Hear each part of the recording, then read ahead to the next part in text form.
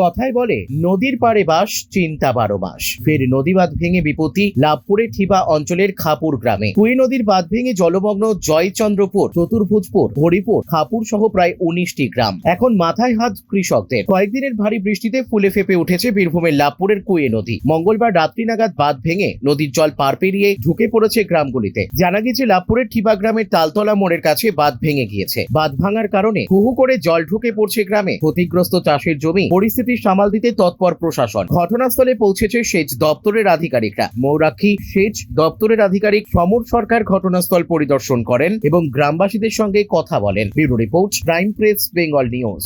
এটা হচ্ছে কুয়ে নদীর রাইট ব্যাংক।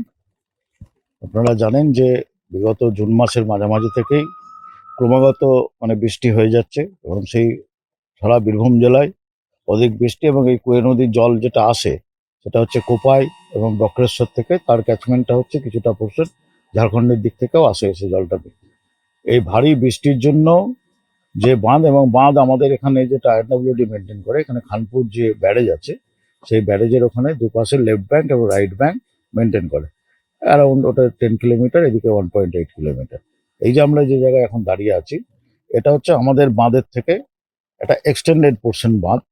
এটা এমজিএনআরইজেড থেকে আমরা যতটুকু এখানে খবর পেয়েছি সাধারণ লোকের থেকে তৈরি হয়েছিল কয়েক বছর আগে।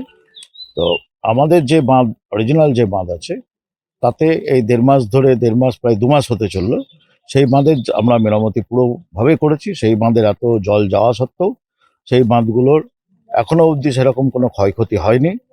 কিছু সিপেজ, ঘোগ, এগুলো নমিনাল ড্যামেজ হতে থাকছে এর মধ্যে, মাস দেড়েক মধ্যে। আমরা কিন্তু টাইমলি সেগুলোকে কন্টিনিউয়াস মেনটেন করে যাচ্ছি।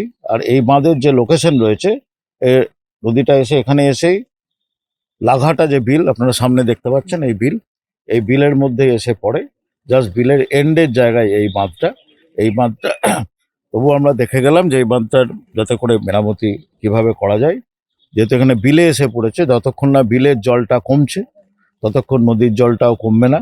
নদীর জল, বিলের জল কমলে এই বিল থেকে আবার কুয়ে যাচ্ছে, কুয়ে গিয়ে হিজল বিলে গিয়ে পড়ে, হিজল বিল থেকে বাবলা গিয়ে আবার গিয়ে ভাগীরথীতে পড়ে। যেহেতু প্রতিটা নদীতে ক্রমাগত জল বেড়ে যাচ্ছে, সেই জন্য জল কমতেও চাইছে না। এবং এই পরিস্থিতির মধ্যে আমরা কাজ করছি, আমরা চেষ্টা করছি যে কিভাবে। এবং এখানে এখানে একটা গ্রাম ছিল, 3টে পরিবার যে নিচু এরিয়ায় ছিল তাদেরকে ব্লক থেকে শিফট করা হয়েছে। আমাদের ব্লক, জেলা প্রশাসন এবং এখানে যারা পলিটিক্যাল রিপ্রেজেন্টেটিভ সবার সঙ্গে ক্রমাগত যোগাযোগ এই 2 মাস ধরেই চলছে এবং সেই মতো ব্যবস্থা নেওয়া হচ্ছে।